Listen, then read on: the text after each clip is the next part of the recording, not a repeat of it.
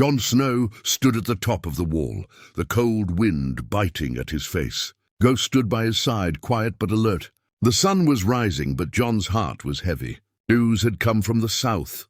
Robb Stark, king in the north, was losing. His bannermen were dying. His mother, Catelyn, had freed Jaime Lannister, and worst of all, rumors spoke of betrayal. The Freys were angry. The Boltons were restless. Jon had sworn an oath to the Night's Watch. No wife, no land, no crown, and no family. But that last part, family, was burning in his chest like fire. Robb wasn't just his half-brother. He was the only one who ever treated Jon like he truly belonged. He couldn't sit here on the wall and do nothing while his brother walked into a trap. The decision didn't come easy. He spent nights awake, looking into the dark woods beyond the wall. Sam noticed the change in him. "You're thinking of leaving," Sam said one night in the library. Jon didn't lie. "Robb needs me. If he dies, the North dies with him. You'll be a deserter. If they catch you," Sam looked down, "they'll kill you." Jon nodded. "I know." That night, under the cover of darkness, Jon saddled a horse, packed only what he needed, and rode south. Ghost ran beside him, silent as the snow. He left behind the oath, the brothers of the Night's Watch, and everything he had promised to protect. He rode hard for days, through forest, snow, and village roads. He kept to the shadows, hiding his black cloak and cutting his hair shorter. He didn't want to be recognized, not yet. As he neared the Riverlands, he started to hear more stories. Robb had taken the twins. He was on his way to a wedding, one of Walder Frey's daughters, as part of a peace deal. But something felt wrong. People spoke in whispers. There was talk of Bolton men riding too close, with Lannister spies. Jon reached a small inn near the Green Fork. He sat by the fire, hood low, listening. An old man said something that chilled Jon to the bone. "They say Lord Frey's invited the young wolf to a feast. But he's no friend of the Starks." "Not really?" Another man laughed. "I wouldn't eat the bread if I were Robb Stark. Lord Walder doesn't forget insults." Jon knew he was too late. Or nearly. He had to move faster. If Robb entered that hall with his guard down, he might not come out again. He pushed his horse past the edge of exhaustion. Rain started falling, and the road turned to mud, but he didn't stop. Not even when he saw Bolton banners flying ahead. He followed them from a distance. Ghost stayed close, keeping watch. By the time he reached the twins, the wedding had already started. Music filled the air. Tents were lit with torches. Laughter came from inside. It looked like peace. But Jon knew better. He stayed in the trees, watching. Suddenly, Ghost growled. The hairs on his back stood up. Then the music inside changed. A scream echoed in the night. Jon's heart dropped. Jon didn't wait. As soon as he heard the scream, he jumped off his horse and ran, Ghost right behind him. He moved through the trees like a shadow, eyes fixed on the twins. Something was very wrong inside that castle. From his hidden spot, Jon saw guards closing the gates. Music kept playing, but now it was twisted faster and darker. Torches flickered in the wind. Then more screams. He heard a man shout, "They're killing us!" Jon's heart pounded. No, not like this. He turned to Ghost. "Go!" he whispered. "Fine, Robb." Ghost didn't hesitate. The direwolf darted into the shadows, slipping between tents, avoiding the guards. Jon followed a different path, staying low, trying to get closer. The Freys had betrayed them. He knew it now. The entire wedding was a trap. From a distance, he saw Robb Stark, his brother, standing in the main hall. Blood was on his face. Catelyn Stark was screaming. Soldiers were pulling out swords. Robb's men were falling one by one, stabbed while they were unarmed, drinking wine and celebrating. Jon couldn't believe it. His brother had walked into a slaughterhouse. He saw Walder Frey sitting calmly on his high chair, not lifting a finger, just watching with that cold, satisfied smirk on his face. Jon's hand clenched around the hilt of Longclaw. Every part of him wanted to charge in. He knew he'd die, but if he could reach Robb, just reach him, maybe he could save at least someone. Then, like a ghost in the dark, Ghost appeared near the side entrance of the hall. Soaked in blood but unharmed, Jon took that as his chance. He sprinted forward, ducking behind barrels and crates, and finally slipped through a back door. The inside of the twins smelled of blood and wine. Bodies lay everywhere. Stark men cut down without mercy. Catelyn was still screaming. Holding a knife to one of Frey's daughters, Robb stood weakly, a sword in his hand. But he was bleeding badly from a wound in his side. Jon burst into the hall, surprising everyone near the back. A Frey soldier turned, raising a blade, but Ghost jumped on him, tearing him down in seconds. "Robb!" Jon shouted. Robb turned, eyes wide in shock. "Jon!" Jon ran to him, just in time to block another sword, meant for Robb's back. The clash of metal rang out through the hall. "Get out of here!" Robb yelled. "It's too late." "Not yet." Jon growled. They fought back to back, Ghost ripping through any Frey that got close. Catelyn slashed the throat of the hostage she held and ran toward them, her face pale and full of fury. But there were too many enemies. Arrows rained down. Jon tried to shield Robb, but one arrow caught him in the shoulder. Another struck Catelyn in the leg, and she screamed in pain. Suddenly Roose Bolton stepped forward from the crowd. His pale eyes were cold, and in his hand was a bloody dagger. He moved toward Robb slowly like a snake. Jon saw him coming and stepped in front of Robb. "You traitor!" he spat. Roose didn't even blink. "You shouldn't be here, Snow." Then, out of nowhere, Arya Stark appeared at the entrance of the hall. Dressed in rags, face dirty, eyes burning with rage. She had come hoping to see her family again, only to walk into a nightmare. "No!" she screamed. "Mother!" Catelyn turned, shocked. "Arya?" Guards rushed at Arya, but she ducked and stabbed one in the gut with a thin blade. Jon was stunned for a second. Arya had survived. "Get to her!" Robb shouted. Jon pushed forward, fighting through the chaos. But it was too late again. Roose Bolton stabbed Robb through the heart. Whispering, "The Lannisters send their regards." Robb fell to his knees, blood pouring from his mouth. Jon saw it, and something inside him snapped. He screamed with rage and charged Roose. Longclaw clashed with dagger. Roose was fast, but Jon was younger and stronger. Blow after blow, Jon pushed him back until he sliced across Roose's chest, blood spraying.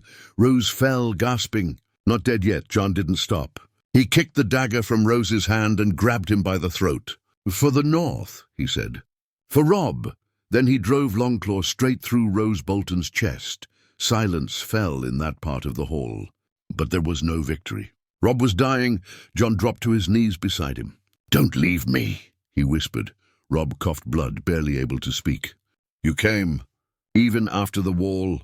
Jon nodded, holding his brother's hand. "I'm proud of you," Robb whispered, and then the young wolf was gone. Jon closed Robb's eyes with trembling fingers.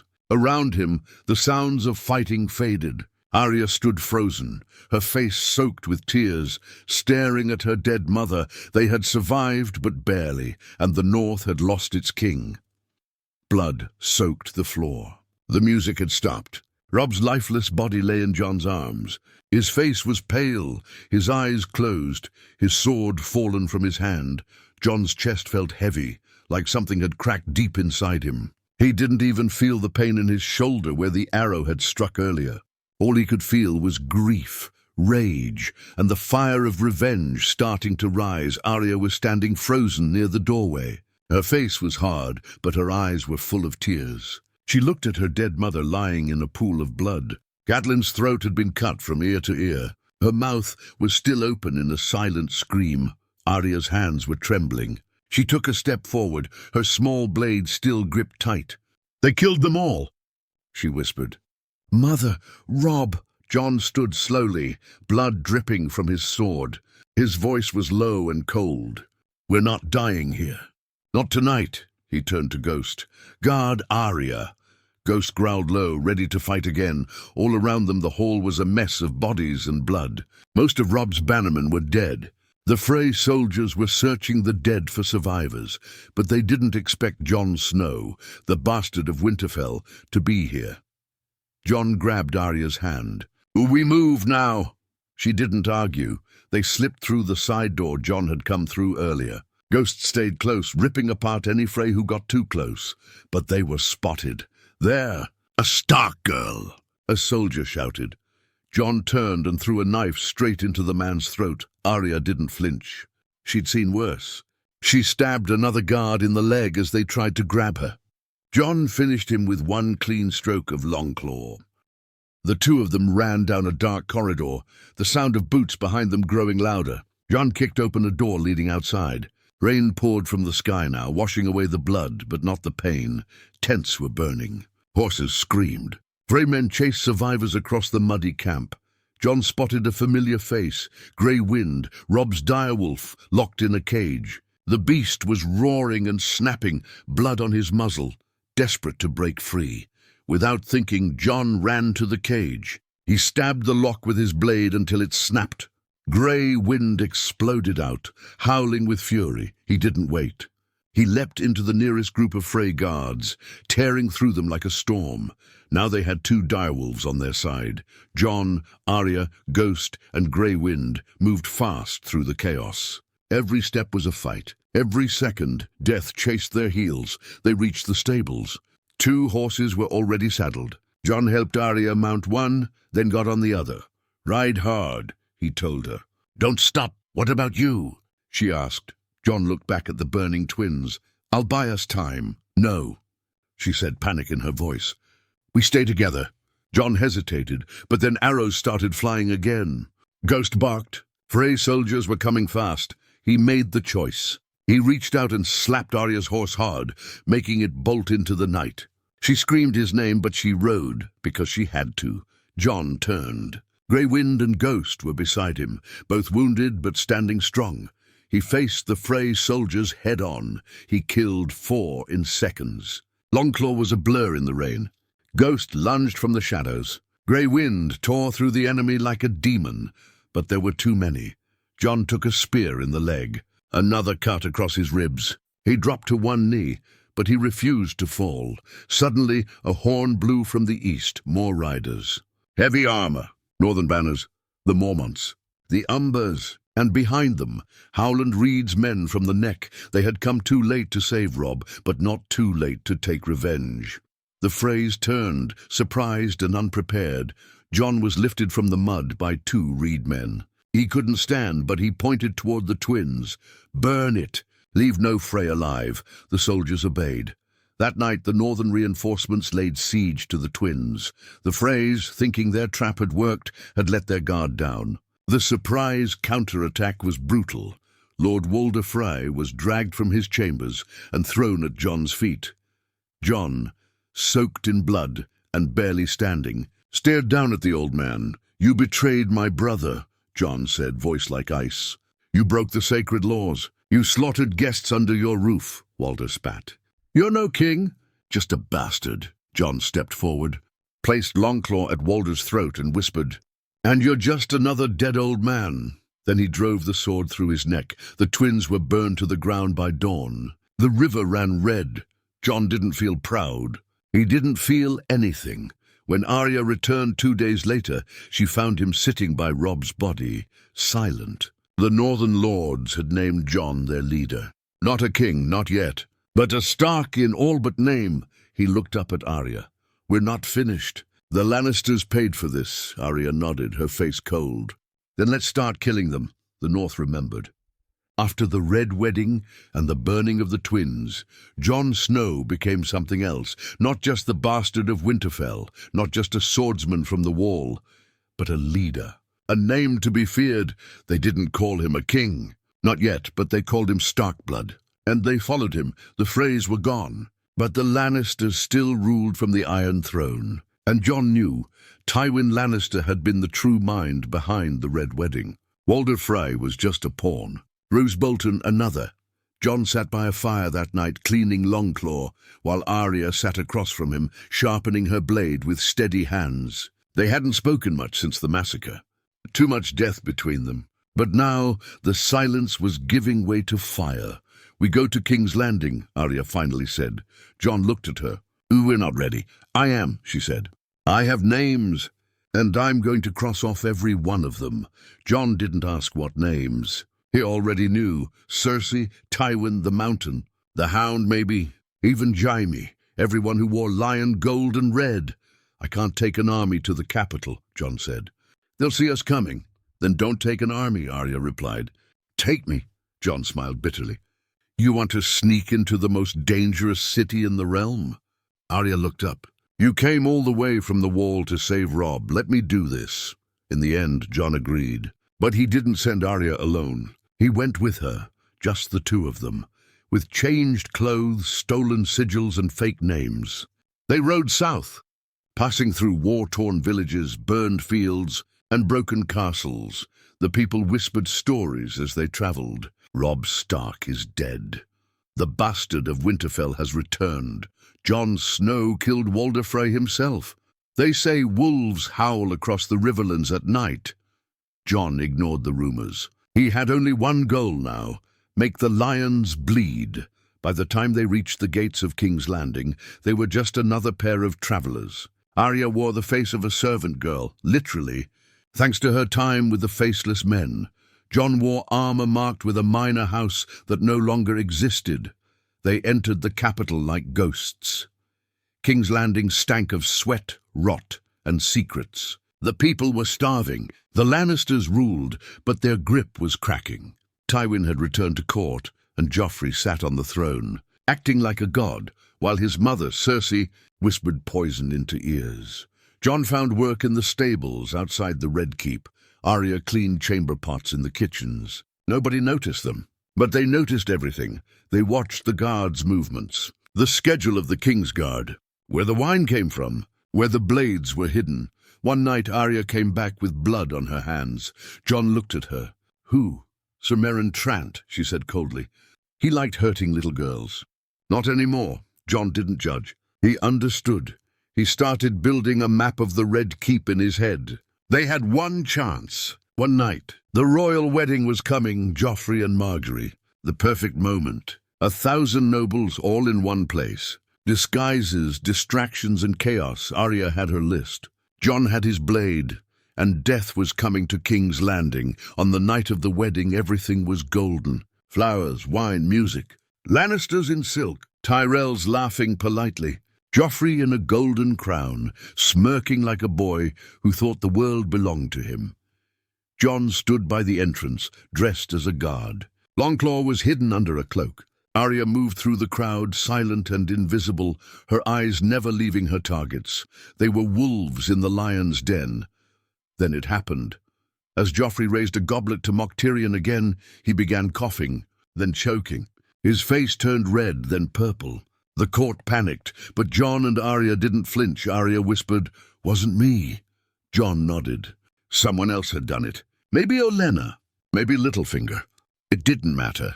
The chaos had begun. Jon moved fast. He slipped behind the throne room and made his way to Tywin's chambers. He found the old lion writing letters, as always. Tywin looked up, annoyed. "Who are you?" Jon pulled down his hood. "Stark blood." Tywin's eyes widened, too late. Jon threw a knife. It struck Tywin in the shoulder. The old man fell back, grabbing for a sword, but Jon kicked it away. "You sent the ravens. You paid Frey. You had Robb killed." Tywin tried to speak, but Jon didn't let him. He drove Longclaw through his chest.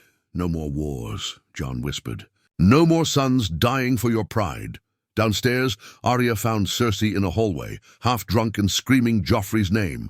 Before she could react, Arya stabbed her in the side. Not a quick death, a slow, personal one. "You killed my mother," Arya said. "This is for her." Cersei's screams echoed through the halls, but no one came. They were too busy panicking over Joffrey's body. Jon and Arya met at the stables. Both blood-stained, both quiet. "We're done here," Jon said. "No," Arya replied. "Just getting started." And together the last wolves of Winterfell vanished into the night. The Lannisters had fallen, but the game was far from over. The news spread like wildfire. King Joffrey, dead, poisoned at his own wedding. Lord Tywin Lannister murdered in his chambers. Queen Cersei bled out in the halls of the Red Keep. The Red Keep turned into a graveyard of lions, and though no one said it aloud, everyone whispered the same name behind closed doors. The Starks are back. The Lannister rule had shattered in one night. King's Landing was in chaos. The gold cloaks hunted shadows. Spies whispered rumors to anyone who'd listen. The Iron Throne sat empty again. and the realm held its breath. But Jon Snow and Arya Stark were long gone, disguised, hidden, riding fast through the King's Road, heading north toward Winterfell. Jon's heart was a storm. Revenge had been served. The blood of his enemies was on his sword. But there was no peace, just a deeper silence inside him. Arya rode beside him, quiet, her face cold. She didn't cry. She didn't smile. She was becoming something else, something harder. "You did it," Jon finally said. "You got your names." Arya looked straight ahead. "There are more names." Jon didn't ask who. He didn't want to know. As they reached the Riverlands, they found the world had changed. The Freys were gone. The Boltons had pulled back to the Dreadfort. The north was restless. And the south was burning. Dawn declared war. They blamed the Lannisters for Oberyn Martell's death. Now with Tywin gone, they struck while the lion bled. The Reach was divided. The Tyrells, still reeling from Margaery's ruined wedding, retreated to Highgarden, blaming the chaos on the Starks. The Vale remained silent, too quiet. Some said Littlefinger had vanished after the wedding. Others said he now sat beside a mad boy on a high throne, building something no one could see. And in the capital, the Iron Throne was no longer iron. It was red. Jon and Arya passed through broken villages and burnt fields. In one town, they found northern banners waving again. The Mormonts, the Reeds, even the Karstarks, once traitors, had returned. They were all waiting for Jon. Winterfell had been taken back by loyal men. The Boltons had abandoned it after losing Frey support. But it was empty, cold, damaged. The walls still stood, but the heart of the north was wounded. When Jon arrived, the lords gathered. House Mormont, House Reed, the Glover men, even Ser Davos, once Stannis' hand, had come to pledge support, and they all said the same thing. "You are the last Stark now." Jon shook his head. "I'm no Stark. I swore vows to the wall." An old woman stepped forward, one of the Crannog men from the Neck. She looked at him with knowing eyes. "You broke your vows for blood, for family. You spilled Frey blood, Lannister blood, Bolton blood. You are of the North. The wall can't bind you anymore." Jon didn't answer. His silence said enough. That night they sat in the great hall of Winterfell. The fires were lit. Food was scarce, but it was shared. Jon stood at the high table, looking down at the tired, scarred faces. "I didn't come here to wear crowns," he said. "I came to finish what Robb started, to give the North a future." Arya watched from the shadows. She didn't want to rule. She wanted to keep hunting. But the lords of the North were done waiting. They knelt before Jon. "The North chooses you, Jon Snow, or Jon Stark, if you'll have it."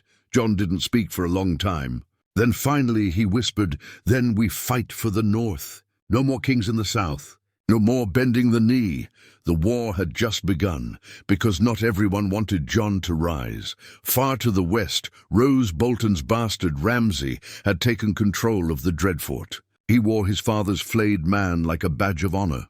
And now, with Robb and Tywin dead, he claimed the North for himself. Ramsay sent ravens, threats, promises of flayed skin and broken bones. He called Jon a traitor, a bastard pretending to be a king. Jon didn't send back words. He sent swords. The Stark banners rose again. Grey Wind's head was raised high on a new sigil.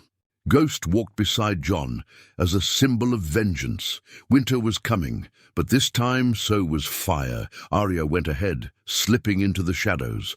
She had a new target. Ramsay Bolton. She wanted him for herself.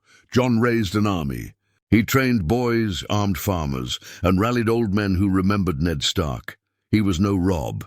He didn't fight with glory. He fought with rage, and every soldier he sent forward carried one message: the North remembers. The wind howled across the north. Snow fell heavy from the grey sky. Winter had come, and with it war. Ramsay Bolton stood atop the walls of the Dreadfort, his dogs growling beside him. Below, thousands of northern soldiers marched through the snow. Wolves on their banners, Ghost at the front, howling into the storm. Jon Snow stood tall on his horse, armor dark, eyes colder than the wind. Longclaw rested at his side. This wasn't about power. This was about justice. The North had bled, the Starks had fallen, but today the bastard of Winterfell had come to take it all back. Beside him rode Sir Davos, silent and steady. Behind him, the Mormonts, the Glovers, the Umbers, all once broken, now united again under one name, Stark. But Jon wasn't just fighting with soldiers. He had a shadow moving ahead of him. Arya Stark had already slipped into the Dreadfort 2 nights ago, disguised as one of Ramsay's servant girls. She cleaned his boots, fed his dogs, listened to his sick laughter while he spoke of flaying enemies alive. He didn't know death was already in the room with him, watching, waiting. Now, as the horns blew and Jon's army prepared to charge, Arya moved through the halls like a ghost. She had one name left on her list, Ramsay Snow, the bastard of the Dreadfort. She found him alone in the kennel, whispering sweet threats to his hounds. He turned at the sound of her steps. "You're not one of mine," he said, frowning. Arya didn't speak. She just smiled. Then she pulled out her dagger and threw it. Ramsay dodged fast, but not fast enough. The blade sliced across his cheek. He growled like one of his beasts. "You little Stark bitch!" Arya attacked without a word. Fast, sharp, and brutal. Ramsay fought back. But Arya had trained with the faceless men. She didn't fight fair. She fought to kill. It ended with Ramsay on his back, mouth bleeding, eyes wide in disbelief. "Who are you?" He choked. Arya leaned in close. "I'm the last face you'll ever see." Then she whistled. The dogs, hungry and restless, tore free from their cages. Arya didn't look away as they closed in. Outside, the battle had begun. Jon charged through the snow, cutting through Bolton lines like a storm. Arrows flew, men screamed, the ground turned red beneath the white snow. The Bolton army, leaderless and shaken, fell apart fast. Many surrendered. Others ran. Jon didn't chase cowards. He rode straight for the gates, and then they opened.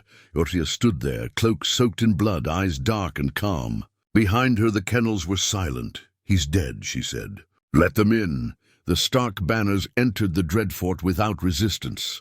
The North had been taken back. That night the fires in the Dreadfort burned high. The flayed man banners were torn down, thrown into the snow. Jon walked the halls, ghosts of the past whispering from every corner. Ned Stark had once warned him, "Winter is coming." Now it was here. But Jon had brought fire with it. The Northern Lords gathered once more. "Ramsay is gone," Sir Davos said. "The Boltons are broken, the Freys are ashes, and the Lannisters dead by their own poison." Jon stood before them, not proud, just tired. "The South will come for us again," he said. "Another king, another war. They always do." "Let them," growled Lady Mormont. "We have a king now." The men cheered. "The king in the North." They shouted, "Jon Stark!" Jon didn't answer right away. He looked to Arya. She didn't kneel. She didn't cheer. But she gave him a small nod, the first sign of peace he'd seen on her face in years, and that was enough. "I didn't want a crown," Jon said, "but I'll wear it for them. For Robb, for my father, for all those who died with no justice." The hall roared again. Winterfell was rebuilt in the months that followed. Brick by brick, room by room, the old gods watched from the trees. The crypts were cleaned, the names carved deeper into stone. Arya didn't stay long. She left quietly one morning without a word. She left behind her dagger and her list. "I'm not a lady," she had once said. And she never became one. She became legend. Jon ruled not like a king, but like a Stark. He forgave the houses that had bent the knee to Ramsay, so long as they swore new loyalty. He gave the hungry food. He brought the wildlings peace. He never married. He never took joy in the crown. But the people loved him for that, because he didn't want power. He just wanted the North to heal, and it did. Slowly, painfully, but it did. Years later they would still tell the tale of the bastard who rode south to save his brother, of the girl who became a ghost and killed a monster, of the wolves who howled in the dark and took back their home, not for glory, not for gold, but for family, because the North remembers, and the Starks endure.